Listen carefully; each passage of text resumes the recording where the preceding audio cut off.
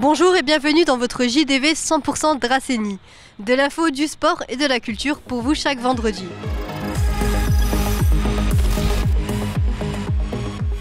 C'est une semaine spéciale DGF, comme vous avez pu le remarquer, je me trouve devant le complexe Saint-Exupéry, là où va se passer ce week-end le Draguignan Gaming Festival. Une deuxième édition cette année organisée par les associations Mode 83 et Purisport. Rappelez-vous, l'an dernier, des milliers de visiteurs étaient présents pour assister à des tournois, des animations ou bien même des concours cosplay. Alors oui, ce week-end, j'espère bien vous retrouver costumé. Et si vous croisez Chewbacca sur la route, eh bien non, ça ne sera pas moi. Mais par contre, je serai présente tout le week-end en compagnie de mon micro et mon caméraman pour vous laisser la parole et m'évoquer vos émotions en direct de l'événement. Pour cette semaine spéciale DGF, j'ai décidé d'interviewer 2 personnes à l'initiative du festival. 2 personnes, ce qui veut dire 2 reportages spécialement pour vous, qui vous donnera l'envie de venir, du moins je l'espère, car j'ai voulu tout savoir sur les tournois proposés et sur l'organisation de cette aventure. Et on va commencer avec Yann Camilleri, co-organisateur du DGF, qui a accepté de vous en dire plus sur les tournois, sur les invités et sur la place des jeux vidéo dans la vie des jeunes. Allez, c'est parti, installez-vous confortablement et prenez plaisir à voir.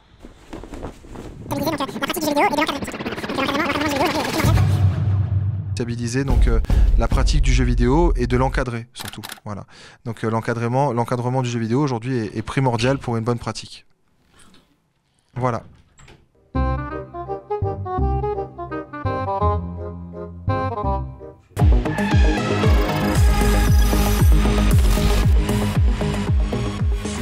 D'où m'est venue cette idée de tournoi? Déjà, c'est parce que c'est ce qui se fait de plus dans l'univers du gaming, déjà, donc surtout sur les festivals. Les tournois sont une animation majeure sur les festivals. Donc dans le coup, on est obligé de faire ça sur le festival de Draguignan, donc on va proposer donc ce week-end. De faire gagner les gagnants, donc l'année dernière on avait fait gagner du cash prize, cette année on a décidé de mettre des lots, c'est une volonté commune. Et donc dans le coup on va faire donc de très beaux lots, parce qu'il y a plus de 10 000 € de lots. On va essayer de valoriser un petit peu tout ça avec la totalité des tournois qui sont quasiment pleins. Alors les tournois proposés cette année, tu vas retrouver Call of Duty, Valorant, Mario Kart et Super Smash Bros, Fortnite et Rocket League, Street Fighter 6 et FC 24 en 1 contre 1 et 2 contre 2. Comment vont se dérouler les tournois? C'est tout simplement avec ce qu'on a l'habitude de faire, de l'organisation générale, avec une équipe, avec des casteurs qui vont caster en direct donc, les tournois. Il va y avoir également donc, des commentateurs, des observateurs aussi, qui vont observer tout simplement s'il n'y a pas de triche, s'il n'y a pas de manipulation bizarre ou hasardeuse. Aussi tout ce qui va être l'organisation donc, de tournois, avec la plateforme Tournament, où derrière on aura 1 à 2 personnes par espace qui seront dédiées pour reprendre les résultats et les rentrer directement sur la plateforme. Les guests de cette année, donc déjà ça a été très compliqué d'en avoir certaines. Pour la première guest, il y a Jean-Fils qui est un des plus connus dans le monde de Fortnite aujourd'hui. Benzaï qui est un peu plus âgé que Jean-Fils et un peu plus connu des jeunes et vieux comme moi, dans la trentaine, quarantaine. Ensuite, on va avoir Desastre Show, qui est un youtubeur, streamer sur la plateforme Twitch, qui est beaucoup dans l'écologie et qui est ambassadeur de Tezo, donc de Elder Scrolls Online. Satimou, qui est la championne du monde actuelle de cosplay et championne d'Europe. Terry Cosplay, Folix. Après, en comédien, on a 2 comédiens cette année de doublage voix, David Kruger et Nathalie Carsanti. Aujourd'hui, le jeu vidéo devient sociable, on va dire. Il faut encore quand même casser les codes qu'il y a autour du jeu vidéo, parce qu'on a beaucoup de personnes ont encore des œillères sur ce domaine-là, c'est-à-dire qu'ils pensent que le jeu vidéo est encore très néfaste. Ils se font encore une idée du jeu vidéo que c'est un enfant ou un adolescent dans sa chambre avec une très mauvaise hygiène de vie qui va manger des chips, qui a une chambre pas rangée, qui sent pas bon, etc. Alors qu'aujourd'hui c'est complètement différent. Les jeunes sortent un petit peu plus, donc il y a des jeunes quand même qui restent enfermés chez eux, qu'on arrive à détecter via le jeu vidéo. Justement, on essaie de réinsérer sur du monde active. On va essayer de sociabiliser, nous on est là pour ça là-haut, donc de sociabiliser donc, la pratique du jeu vidéo et de l'encadrer surtout. Le jeu vidéo donc devient sociable.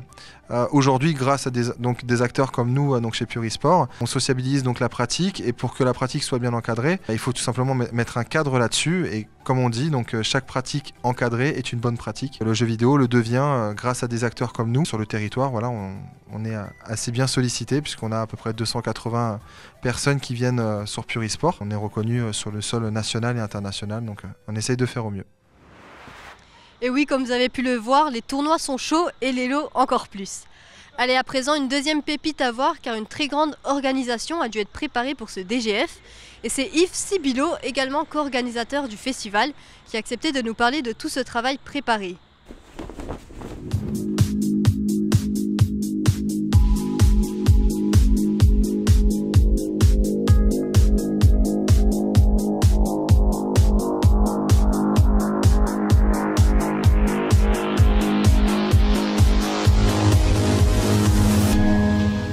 L'idée de ce festival date depuis 3 ans en arrière. En fait, vous savez que le jeu vidéo est la première industrie culturelle au monde. Et donc, c'est une pratique qui se répand de plus en plus. Et lorsque l'association Purisport autour du gaming est venue intégrer le tiers-lieu, le CNUM, avec Résine, Mode, etc., on s'est dit que c'était bien de proposer un projet qui s'appelle Player One, qui va permettre de développer le jeu vidéo dans tous ses aspects. Pas uniquement la compétition, mais aussi l'éducatif, mais aussi la formation, etc. Sur les 2 jours, donc c'est le samedi et le dimanche, complexe Saint-Exupéry à Draguignan, donc les 25 et 26 novembre, ouverture au public à 10 h. Il va se passer qu'il y a plusieurs choses maintenant. D'abord, il y a compétition avec des joueurs autour de 12 tournois et qui n'ont pas de cash prize, mais simplement des lots à gagner. C'est important pour nous de ne pas ramener toujours à l'argent. Il y a une partie Olympic Games qui permet de découvrir des jeux qui vont peut-être être en démonstration aux Jeux Olympiques de Paris et aux autres Jeux Olympiques. Ensuite, il y a des conférences. Donc, il y a 6 conférences. Il y a un salon d'exposants avec une 40aine d'exposants. Il y a des dédicaces avec des guests ou des invités, si vous voulez. Il y a aussi un stand de MEDNUM, en fait, de médiation numérique pour le jeu vidéo, avec le jeu vidéo. Parce qu'en fait, le thème de ce festival, c'est le jeu vidéo tous ensemble. C'est-à-dire que nous, notre objectif, c'est que viennent les familles de Draguignan et des alentours, parce qu'on pense que la pratique du jeu vidéo, elle va se développer. Tout ce qu'on veut, c'est des familles. Donc c'est pour ça qu'on a fait des tarifs réduits. Et c'est pour ça qu'il y a des tarifs pour les familles. Donc notre objectif, c'est de faire venir des Dracénois, des familles dracénoises, des enfants, des seniors et tout type de public.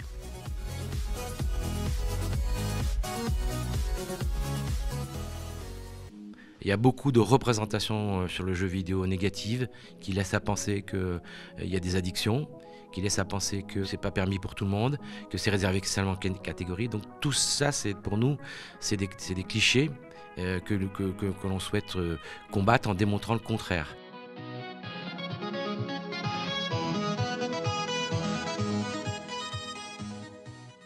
Il y a une plateforme qui s'appelle PowerZ où vous pouvez apprendre toutes les règles en français et en calcul pour les primaires, tout par le jeu vidéo. Et il y a donc des jeunes, des enfants qui peut-être sont déscolarisés, qui n'ont pas accès à l'école et qui du coup peuvent aussi apprendre par le jeu vidéo. Donc le jeu vidéo est force de proposition importante. Donc c'est ça que nous on veut qu'on retienne, et effectivement d'essayer de démontrer que s'il y a des effets néfastes, il faut essayer de les combattre collectivement. Et oui, vous avez pu le remarquer, beaucoup de monde en équipe s'est investi pour cette nouvelle édition. Allez, à présent, que des bonnes choses, car j'ai Maïli, notre community manager, en direct et à l'intérieur du complexe Saint-Exupéry, qui va pouvoir nous en dire plus sur la préparation du lieu. Oui, bonjour Alicia, comme tu peux le voir, je suis bien dans le complexe et d'ailleurs je filme toute l'installation et je filmerai également les 2 jours de DGF où vous préparez des vlogs. Mais alors dis-moi, toi qui filmes les coulisses de l'événement, est-ce que les équipes sont rapides sur l'installation? Car on peut le voir derrière toi, des stands sont déjà présents. Eh bien oui, les équipes sont plutôt rapides puisque la scène est déjà installée comme vous pouvez le voir derrière moi et en plus de plus en plus de monde nous rejoignent pour finir d'installer pour que tout soit prêt pour demain 10h. Bien, merci Maïli pour ton intervention et bon DGF à toi. Ce week-end s'annonce épique, que vous soyez passionné de gaming ou simplement curieux de découvrir l'univers fascinant de cette industrie. Rejoignez-nous pour une expérience unique. Des compétitions palpitantes, des rencontres avec des guests venus spécialement pour l'événement et une atmosphère électrique. Alors ne manquez pas cette opportunité de plonger dans le monde captivant des jeux vidéo. Rendez-vous au complexe Saint-Exupéry pour le DGF ce week-end pour vivre une aventure hors du commun et bien sûr que la manette soit avec vous. Se termine ainsi sur mon petit jeu de mots votre hebdo du vendredi. Merci de nous suivre chaque semaine sur les réseaux sociaux ainsi que sur notre site Canal D.